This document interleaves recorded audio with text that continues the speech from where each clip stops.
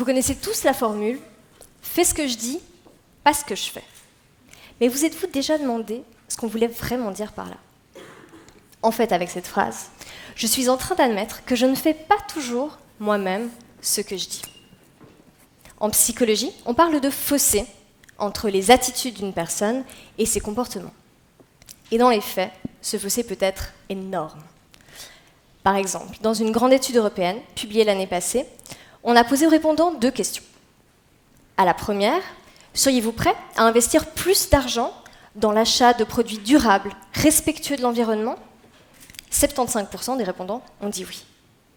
Mais à la deuxième question, faites-vous déjà ce type d'achat ? Alors seuls 17% ont dit oui. L'objectif de ma thèse, c'est de comprendre pourquoi on peut avoir un tel écart entre ce que quelqu'un dit et ce qu'il fait, et comment réussir à remettre les deux sur un même niveau. Et pour répondre à ces questions, je me suis intéressée à l'écologie.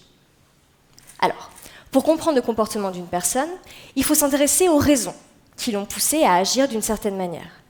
2 personnes peuvent adopter le même comportement pour des raisons très différentes. Par exemple, Jean et Jacques prennent tous les matins le vélo pour aller au travail. Mais pourquoi le font-ils ? Jean, d'un côté. Jean est un écologiste convaincu qui essaye de réduire son empreinte carbone sur l'environnement. Quant à Jacques, eh bien, disons que Jacques a fini par céder devant les pressions insistantes de son épouse. Alors, oui, pour l'instant, Jean et Jacques prennent tous les 2 le vélo.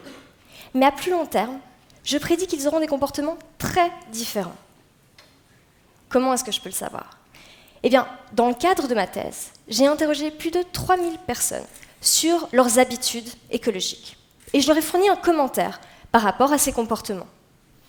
Vous, ce que vous faites, c'est vraiment très bien. Vous, par contre, c'est pas suffisant, il faut insister encore un peu. Et finalement, j'observe l'impact que va avoir ce commentaire sur les personnes. Ce que j'ai pu observer, c'est 2 cas de figure. Certaines personnes sont comme Jean. Le commentaire va les encourager à persévérer dans toujours plus de comportements écologiques. Mais d'autres personnes sont comme Jacques, qui vont utiliser le commentaire comme une excuse pour laisser tomber, en estimant en toute bonne foi avoir fait leur part du boulot. En résumé, l'objectif de ma thèse, c'est d'optimiser la motivation des individus pour les aider à respecter les idées auxquelles ils croient déjà.